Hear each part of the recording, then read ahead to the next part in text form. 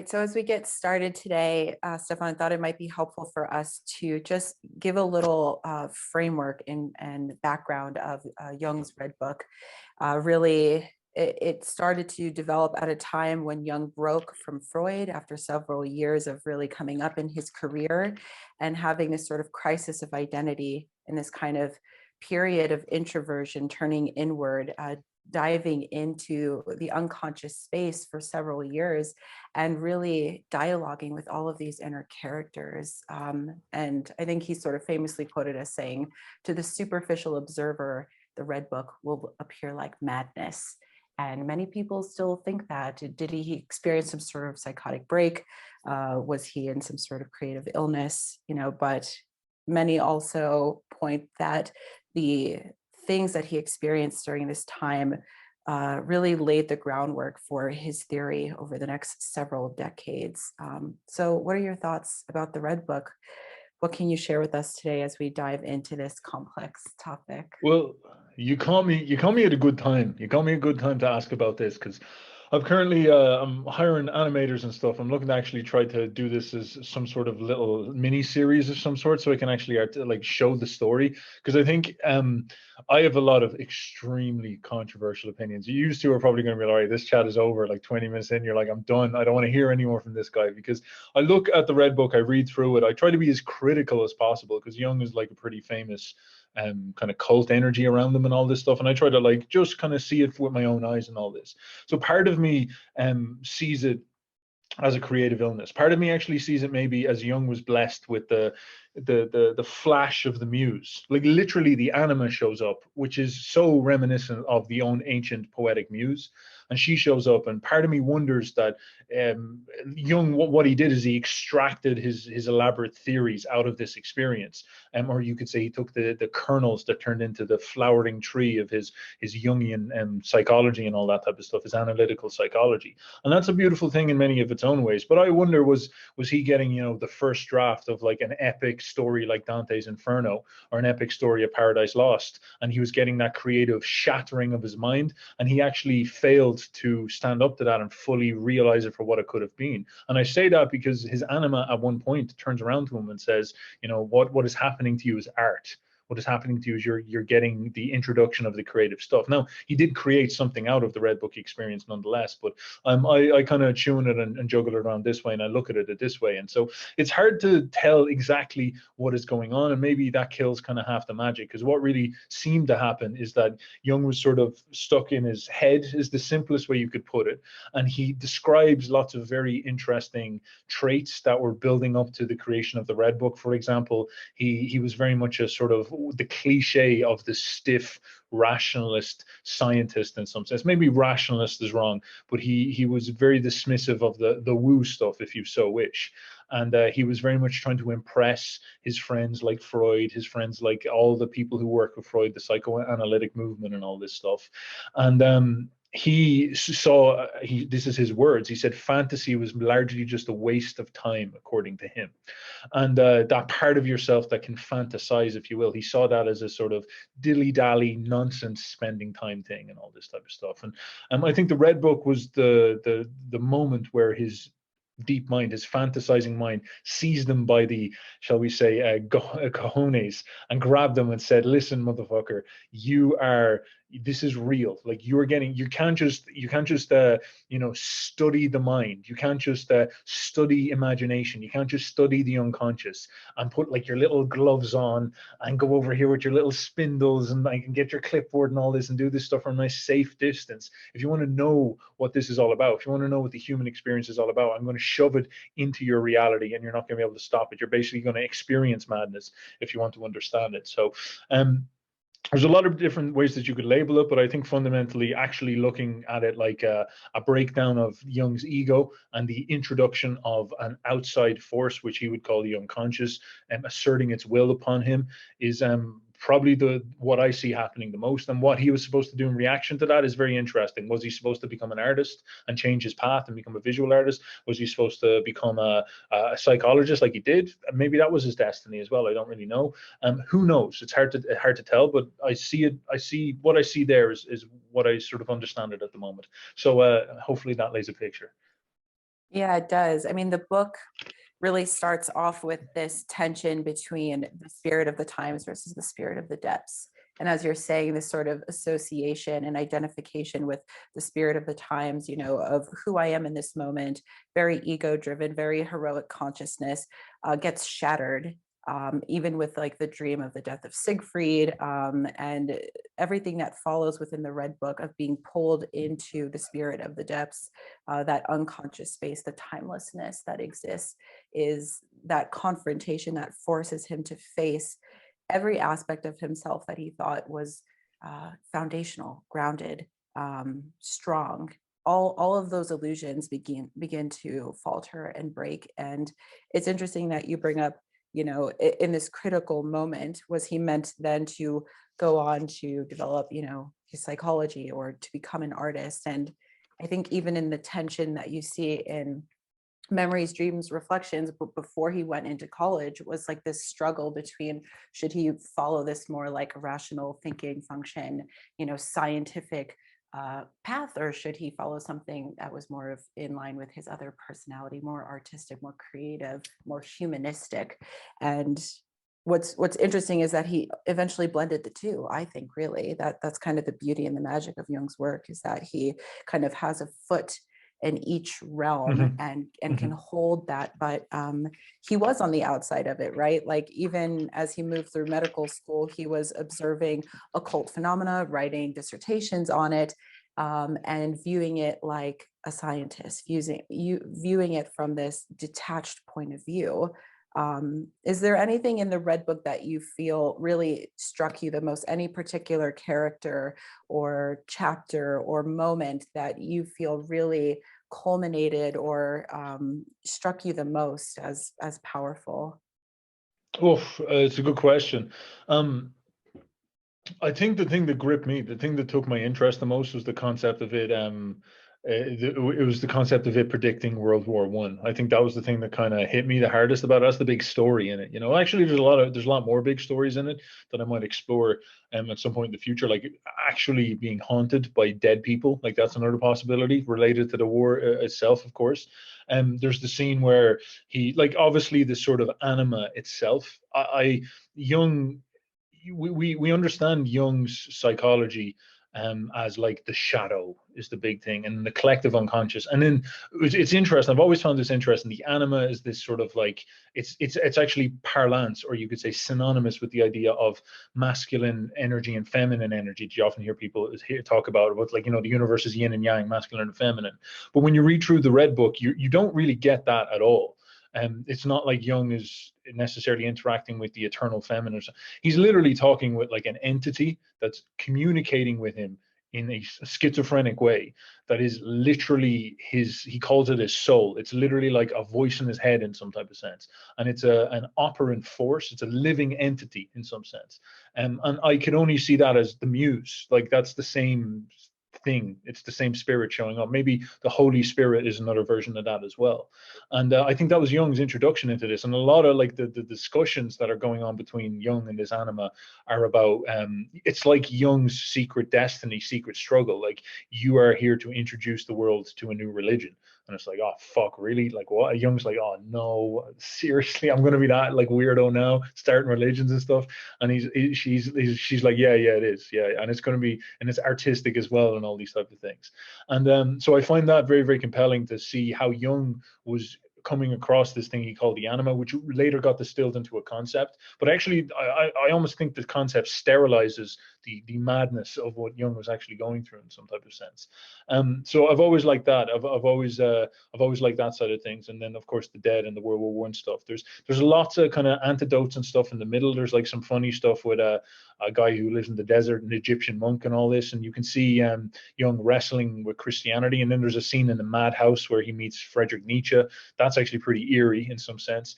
And I think a lot of that forms the themes that I see going on in there quite a lot. I actually see it as a man really struggling in an atheist age to understand what it means to be religious, and struggling with Nietzsche himself is a pretty big deal. And then the kind of sterilized science of his age as well, and him trying to like experience Christ, but also leave him behind and move forward into something new that's kind of built on top of it. So I don't know, does that really answer the question directly? But there's some things that flashed into my mind that stood out. No, absolutely. You know, it's interesting because the Red Book has really only been out now, maybe a little over 10 years at this point. And there's this the sort of secret manuscript for decades and decades after his death of, you know, only the family or close colleagues, people knew that this existed. And yet there was a sense that it would eventually probably get out.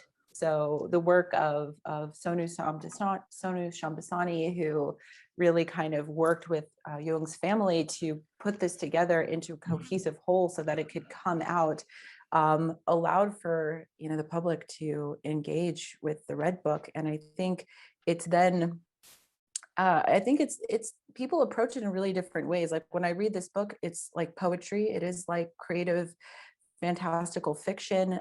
It's deeply personal diaries, and yet I still think people don't quite understand the Red Book and its complexities. You know, so to the average, you know, Jungian individual or someone who's interested in diving into the Red Book, how do you recommend they approach it? How should they view this? Well, I have to bully Jung a little bit first before we can get into that, because it's not a well-written book. I like it's very much got the cult quality, and I hate to be the guy who's just walking in and just like pissing all over the parade and all this stuff type of stuff. But like when I said that it feels like a first draft of something that could have been exceptional, I'm actually like, I'm being serious. Like I think that when I read through it, it looks like maybe we could even talk about a bit of the science of the hemispheres, but there's these sections where he has these extended long rants of just like it's almost conceptual rants, and that's him processing the experiences, and then he has these flashes of literal, it's like fiction that's coming out of it, you know, like the scene where he goes into the castle, and then there's the librarian's daughter, you know, and he's gonna have his way with the librarian's daughter and all this, and it's like a little fairy tale. You're in the fairy tale, and when I'm reading through that, my mind is like viscerally, I can see it, you know, I can imagine it. But then there's this big long wad of explainy text afterwards, and I can read through that, but it's just like it's conceptually dense, it's slow, it's hard to follow these type of things, and it's worse than maybe, for example, his other books, because at least the other books are like attempting to explain with that type of rhetoric, whereas this is it's almost like a confessional in some type of sense, if you know what I mean, and it's hard to follow in that type of way. So in my experience, when people read it, they just can't get, like, they're like, well, I don't even know what's going on here. There's no plot. Should I be reading like this is like a technical novel? Should I reading this as like a work of fiction or something like this? And part of me thinks that if he actually extended out the dream sequences and could kind of chain them together, he would have had a very compelling story. And maybe even just distilled out the artistic scenes. He could have done that as like painting or something like that. Maybe like a William Blake type situation, maybe in that type of regard. Maybe he could have purified the speeches or something like that. This is sort of what the rest of his life's work was, the purification of that stuff into an intellectual capacity.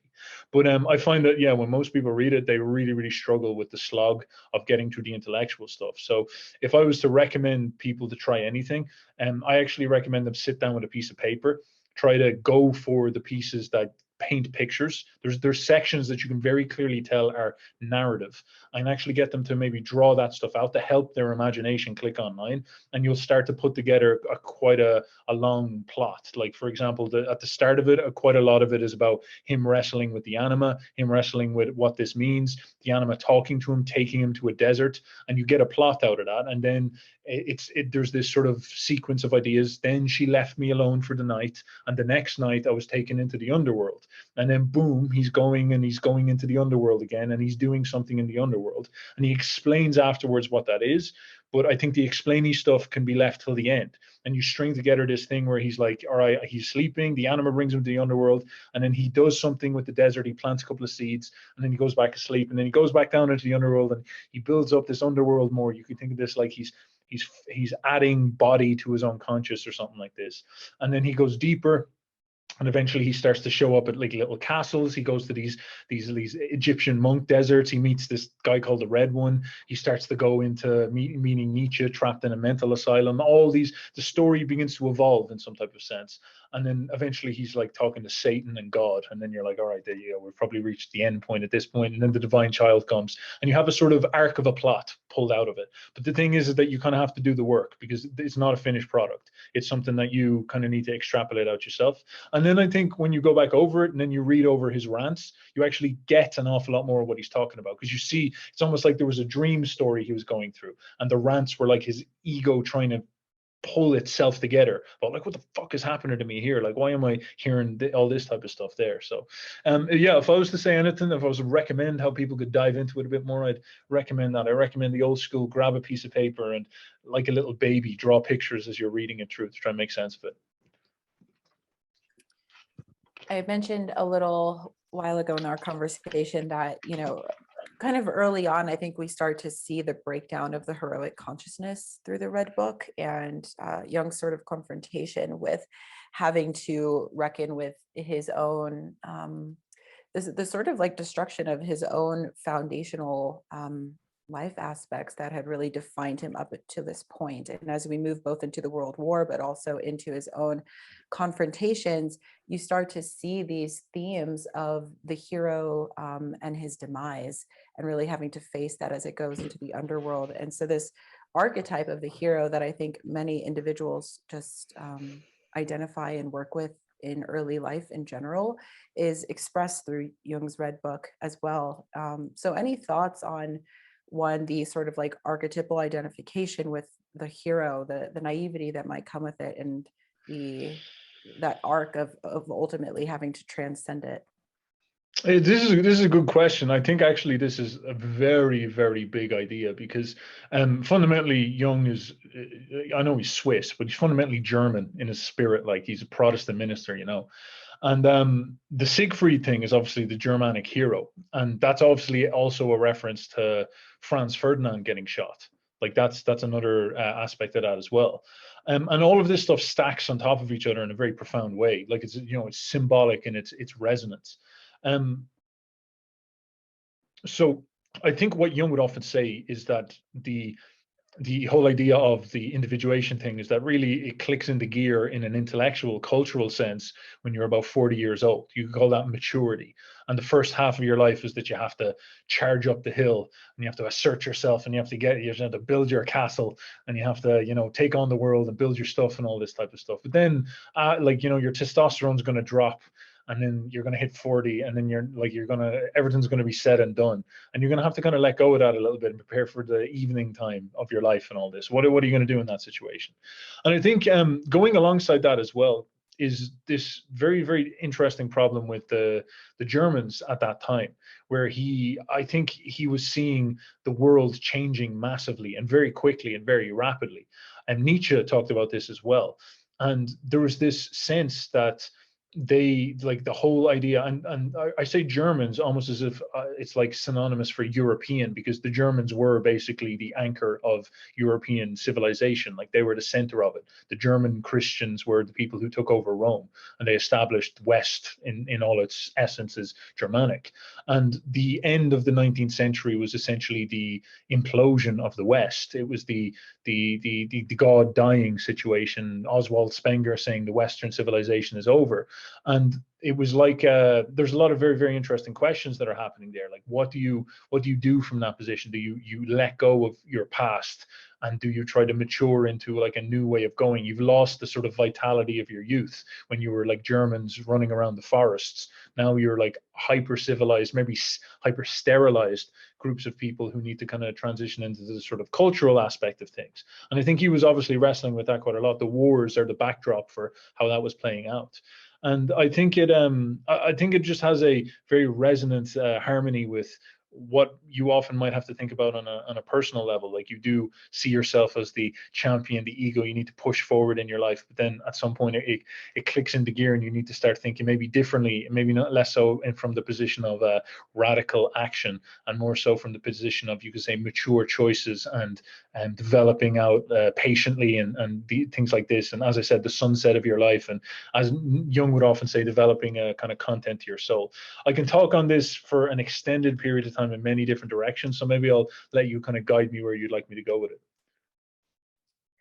Yeah, you're sort of outlining, how a lot of Jung's psychology works, where that first half of life, the kind of rising of the sun, and it at its peak is really about that development of ego consciousness. But at a certain point, we recognize the natural fall towards the second half of life, and that's a struggle for many individuals. But I think what's interesting about Jung's experience, especially, is that not only is he maybe moving into a sort of midlife period, but he's also experiencing the kind of symbolic death of other aspects of his life, especially with the break from Freud, who is in some ways that projected father figure for him. The father and son relationship also deteriorates in this period, and there's so much wounding that we really see him processing, I think, in the Red Book, not just from some of those emotional pains, but the cultural dynamics as well. You brought up the kind of castle in the forest story, which I thought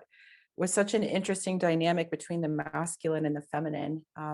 And in the story, of course, the daughter of the philosopher or librarian just needs to be acknowledged. That's kind of like the healing antidote. It's just for her acknowledgement, and for Jung to say in that story that he recognized her and saw her was like the liberation. And she gives her regards from Salome, the anima figure. So we see him like grappling not only with these really difficult experiences in his own personal life, but I think also these cultural dynamics of the masculine and the feminine, what it means to be a man, what it means to be a woman. Lots of cultural dynamics with the Red One. They start talking about Christianity and Judaism, and of course the cultural tension between the Germans and the Jews. So there's all of these really collective and also personal themes that Jung is struggling with, and that I think is part of the death of the hero as well, is to transcend just that personal narrative and kind of merge into the collective in some way without fully losing yourself. And do you think that these stories in the Red Book really express that for Jung? I wonder if that's your take as well. Oh yes, he's definitely wrestling with that. Like, I think what one of the most interesting things to look at, like, Nietzsche actually adds so much context to this, because Nietzsche, for example, was like the most anti-German man you could imagine.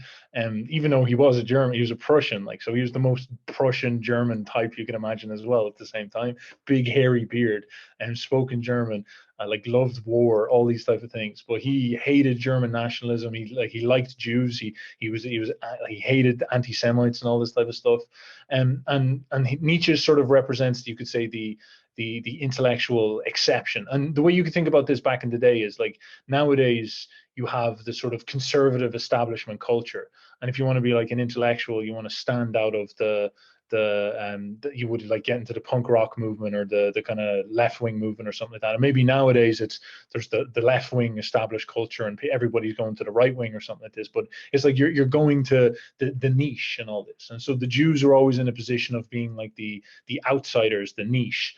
And Nietzsche would go there. Like, they would be the people who would do the unthinkable, which is say Christianity is wrong, like stuff like this. And Nietzsche would be on side with that.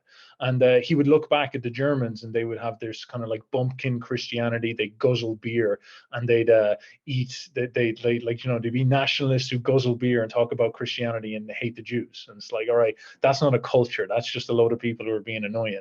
Like, they're just dolts as far as Nietzsche could see it.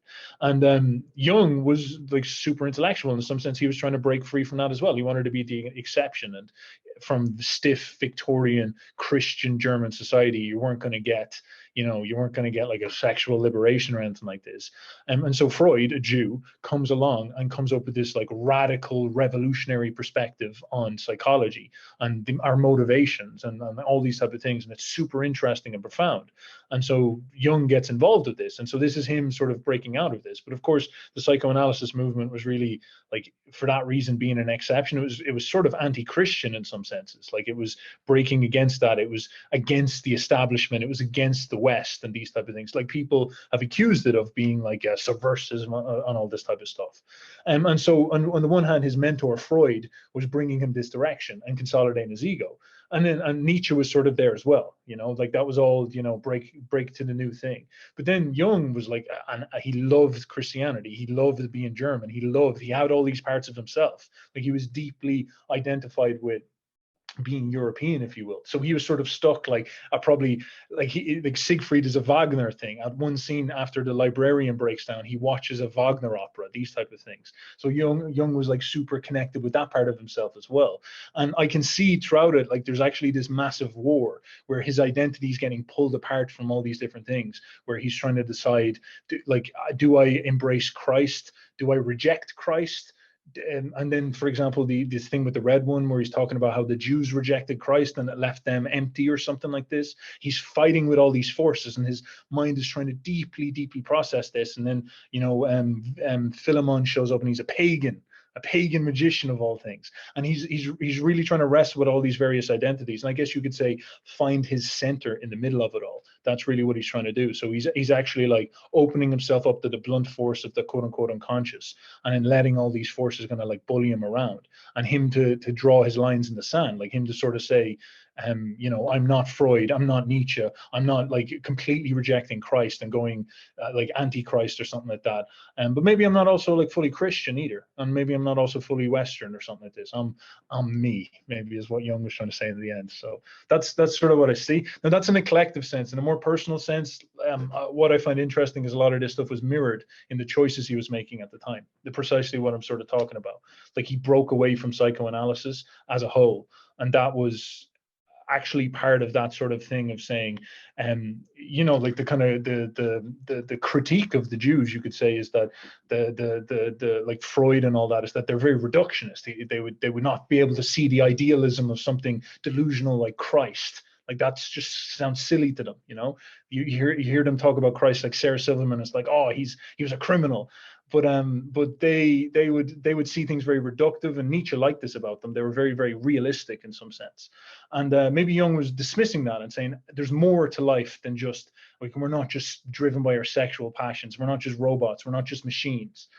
There is something ideal about us. There is something beautiful. And that's sort of the Christianity is seeping back in again in this type of regard. And maybe that's less so like a part of a collective choice, but also like a personal choice. Like, I'm not just I'm not just going to be reduced to a student of Freud. I'm not going to be reduced to these simple ways of seeing things that reduces all of human experience. I stand for something else. I stand for idealism. I stand for something that's exceptional. And I think that's where he sort of, you could say, individuated himself. You mentioned earlier in the talk that in some sense, you can't just study the unconscious objectively. You need to, in some sense, experience it subjectively to like truly understand it. And would you say that Jung was conscious of this, that he was intentionally trying to experience the unconscious as subjectively as possible in order to study it scientifically? Oh, no. I definitely don't think he was consciously trying that. I think actually the thing I would say is less so than me making that statement of like, this is how it works with the unconscious, because I don't really know, I'm just a boyo. But what I see with Jung is he coming from this position, as Alyssa was saying, like, he was very much in his thinking function. His ego was dominated by procedural left hemispheric. I don't know how much you guys follow about the hemisphere stuff, but like, it's very much like gather up the mechanical filing cabinets of data, and, you know, what the mind is like a set of data points that we can reduce down into the like very simple, easy to manage concepts like wanting to fuck and being oppressed by society, like these type of things. It's very, very simplistic in its renditions. And your approach towards it, like if you're going to do science with something like the mind, you put on these gloves, put on this lab coat, and you show up and you like poke it from a distance, and you like look and act all big brained, and you write down on your clipboard, and you sit down like what Jung would do. He'd sit down with schizophrenics and he would talk to them, and he would keep this sort of detached distance from they're the crazy person, and I'm just looking at their diseased mind and trying to figure out the patterns and all this type of stuff. And there's this block between him and the actual experience. He's looking at it from a distance, and out of this you deduce a sort of frameworked rational conception, which we call, the various parts of the mind. One of them might be the soul. And all of this is, a theory in a book. And Jung wanted to write a book like Thus Spoke Zarathustra. He wanted to write something like Faust. He wanted to write something that he could show his friends, and they'd all be like, wow, what a brilliant genius. He's come up with the new vision for the new future and all this stuff. And so Jung was trying to do this from this sort of rational distance without this sort of experience. And what basically the unconscious said, if you wish, or his mind, maybe his right hemisphere, maybe his mind, maybe his soul, whatever it is, the unconscious, the other part that experiences life with a felt experience, saw him doing this for decades probably. I was sitting there on his shoulder being like, for fuck's sake, Carl, you're such a dork. Like, actually just dive in. It's like he's like a journalist going to a rock concert and like writing about the experience. And his unconscious basically just slaps him and says, bro, take the LSD and go fucking into the mosh pit. Like, please stop. You're so fucking annoying. You're such a prude. Go, go, go, go, go. And she basically shoves it down his throat. He has the experience, and he's forced to experience what his mind can produce when he's not in control. And he's forced to discover that his mind can give him knowledge, that he can, like, he's forced to discover that in order to gain knowledge, you sitting around just data processing things is not actually, and frameworking stuff is not actually going to create something for you.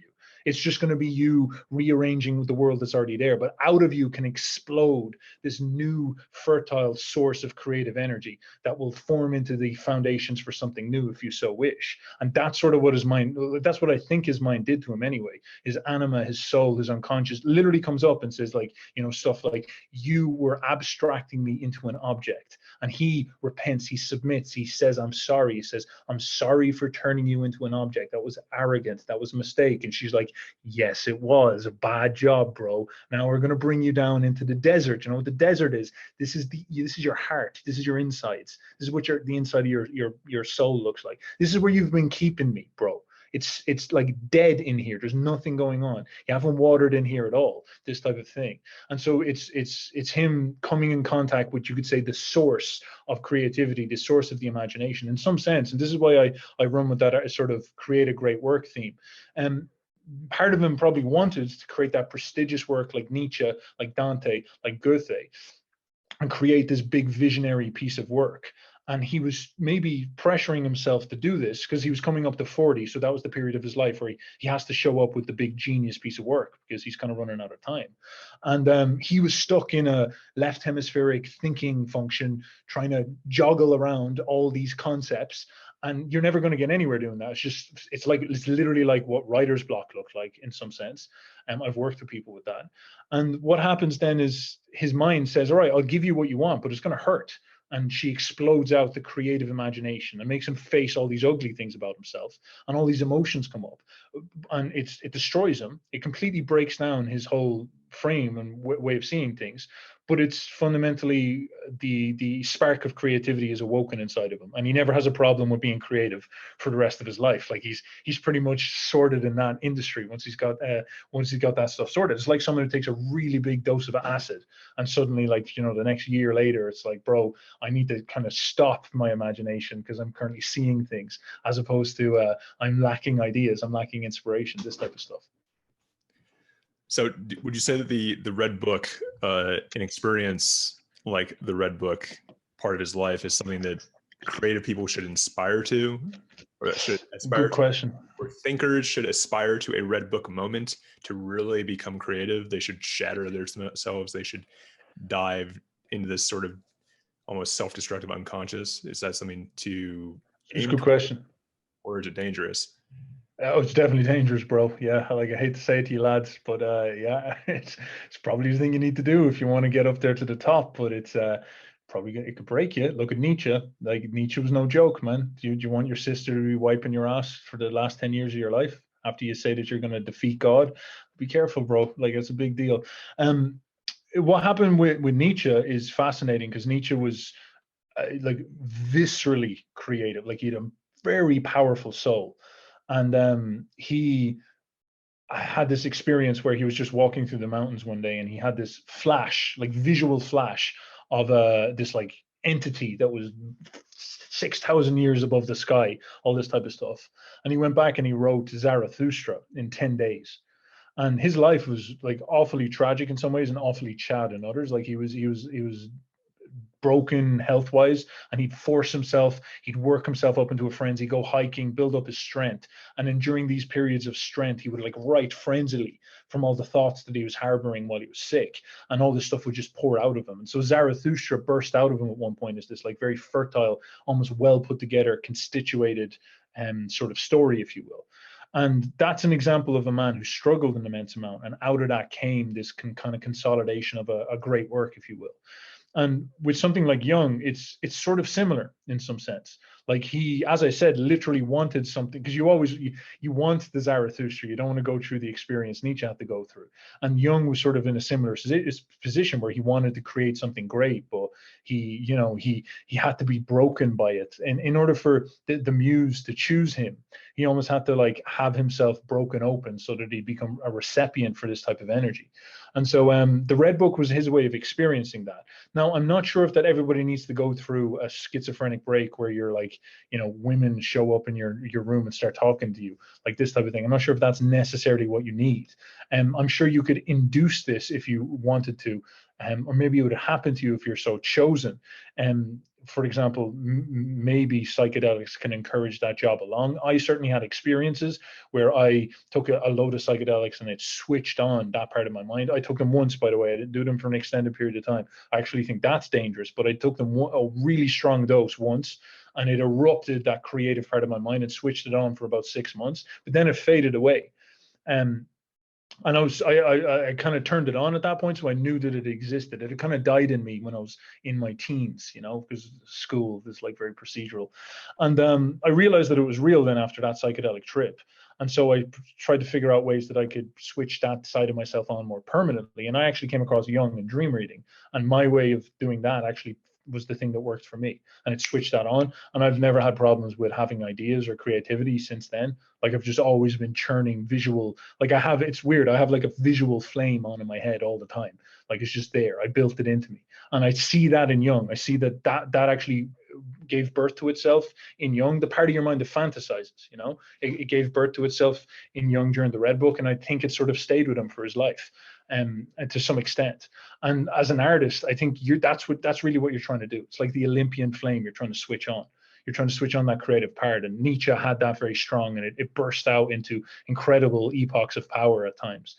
And all artists, you're trying to find that in some way. And there's lots of different ways you can get to that path. You don't need a psychosis. Like, I welcome you to try it if you wish. Like, it's pretty extreme, but I don't think you need it. I did it with dream reading. I took a large dose of psychedelics and I did it with dream reading, and it worked for me. Now, maybe I'm not the greatest artist ever, so maybe that's not the best example, but that worked for me. There's plenty of artists as well who didn't need stuff like this. They just had this part of themselves turned on because they're very much in that like realm of working, and maybe you can kind of keep that in mind as well. So, yeah, I would center what you're trying to grapple with is the creative flame within the mind. And think to yourself, how do I get there? And if it requires me to go through hell, well, I'm going to be ready, because the goal is worth my suffering. But I'm not going to put myself through needless suffering. I'm not going to like load myself up in DMT for 10 weeks and turn my brain into like mush or something like this. From this time And I think really what we're seeing in the Red Book is the product of active imagination. And of course, if you're familiar with analytical psychology, you'll know that this is a main tool for dipping into that unconscious space, that kind of dialoguing in an awakened state with unconscious elements. But even then, when people engage in active imagination, there can be that the flooding from unconscious images that can come forward even when you just sort of peek into the veil. What comes up can be extremely overwhelming or just really strange and hard to comprehend. So any thoughts on active imagination in general, talking a little bit about taking psychedelics and how that stokes the creative flame, but there are ways for us to do it in this more grounded space. Dream work is a great option, but active imagination as well can allow us to kind of enter into the unconscious and, figure out what's being presented there, what images, what figures.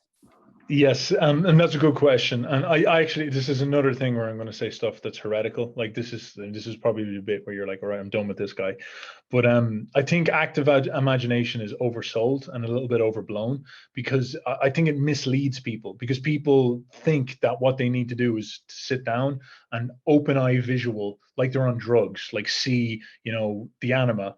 And they're like, it's happening. I'm having the spiritual experience and all this type of stuff. And I certainly think that people have the capacity to do that, but I think that's it's asking a lot of yourself. And I don't think you should, like, in terms of getting results, I think the thing that you should be focusing on is just switching on that visual imagination. And that can do a hell of a lot of work if you can apply that to your life. And so for me, I never really got too into having open-eyed visuals. I tried it a little bit, but it was hard to get anywhere with that. Whereas I could very easily switch on the sort of creative imagination through the dream reading. Now, it's not that I haven't experienced open-eyed visuals before. I took like pretty strong psychedelics, and I know what that looks like. And that's extremely overwhelming to get all that stuff sorted out.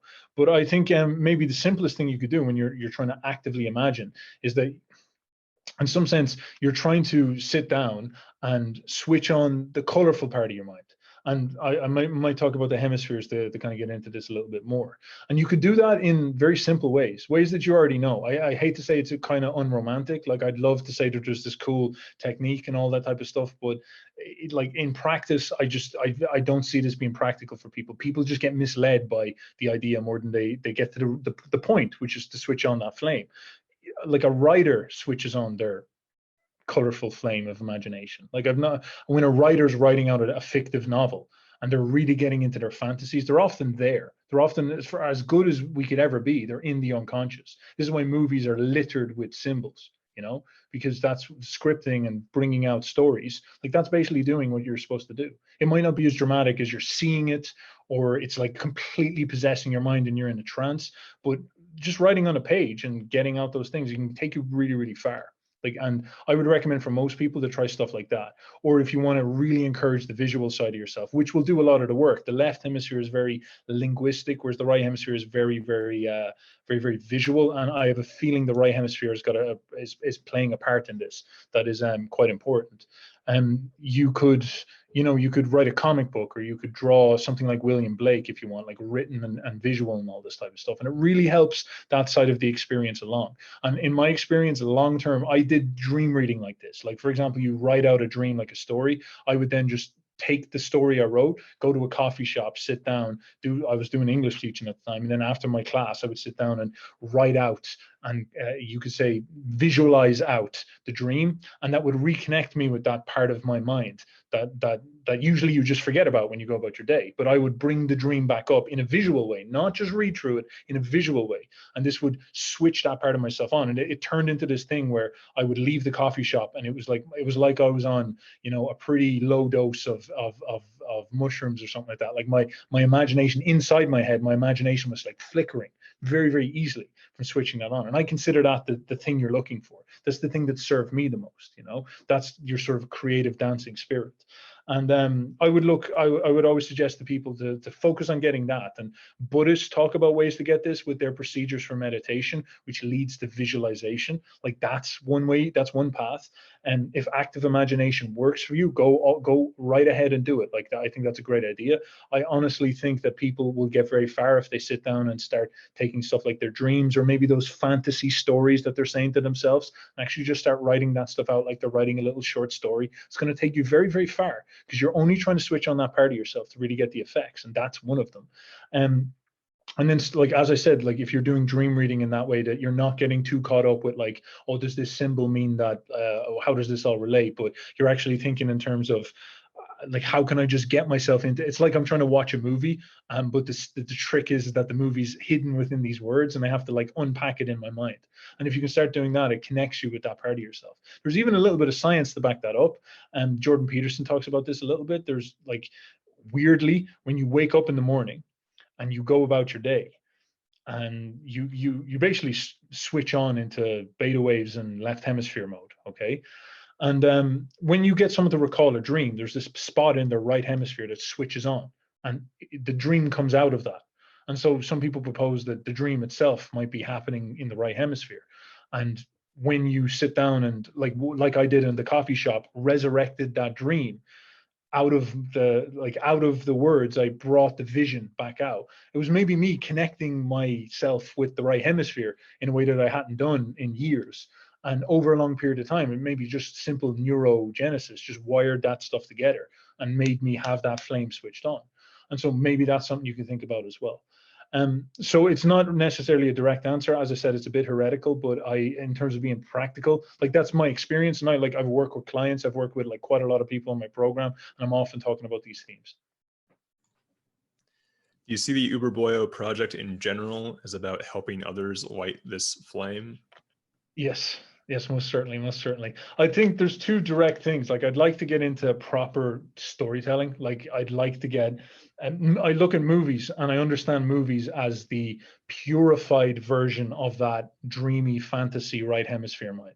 Like they are it, you know. The words I'm using now are explainy words, are telly words, are teachy words. And this is very much a kind of flat, ego left hemisphere way of presenting the world to myself. And a movie, a myth, a fairy tale, and that always has more lasting impact than any simple kind of explainy stuff. It's not that explainy stuff is useless, but it's a different way of presenting things.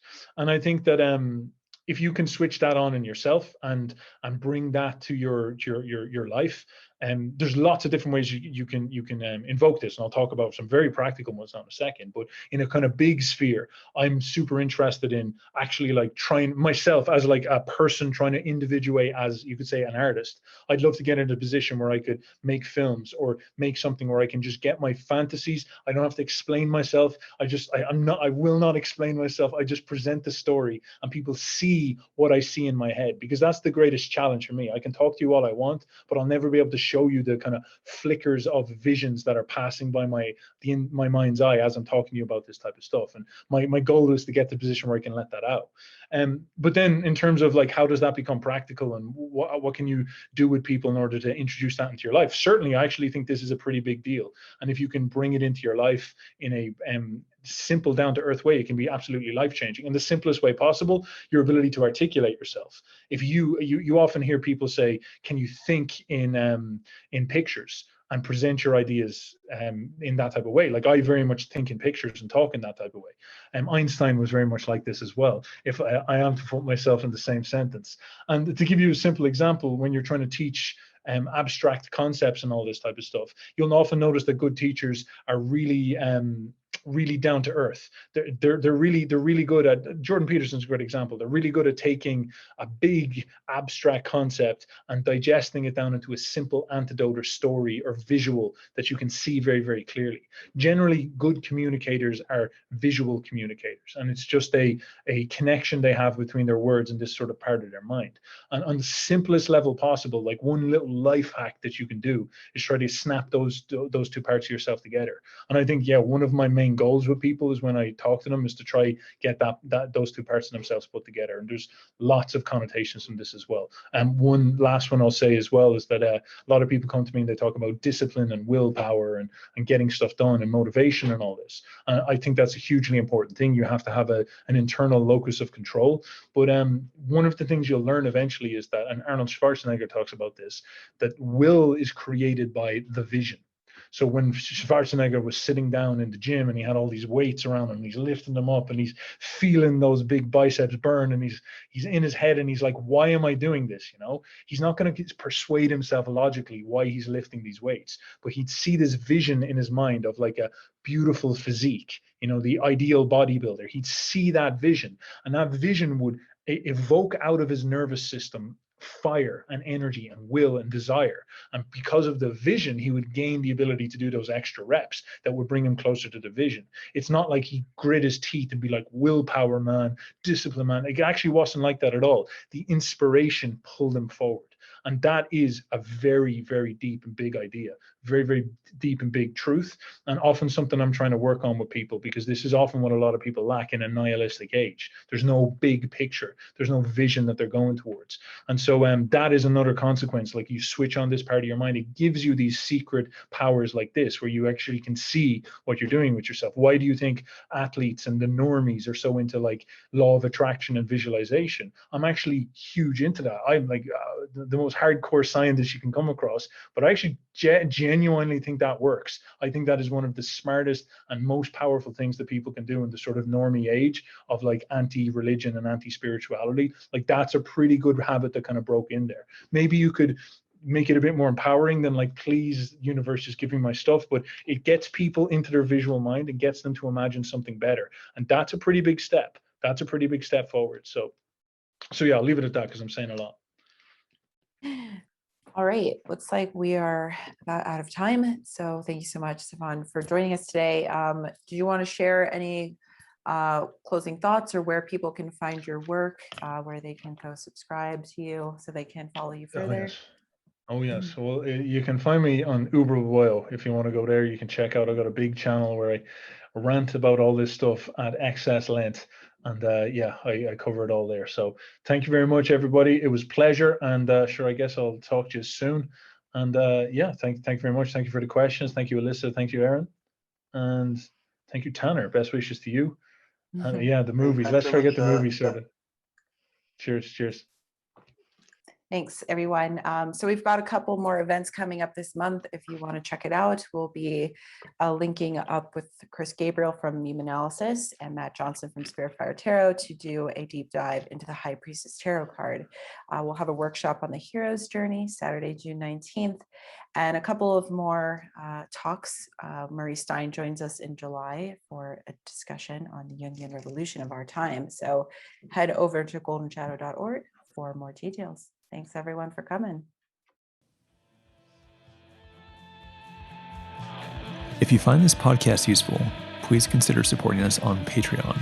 Go to patreon.com/goldenshadoworg. If you'd like to keep up to date with our projects, attend one of our live events, or work one-on-one with myself or Arran, head to www.goldenshadow.org. Thanks for listening. See you later.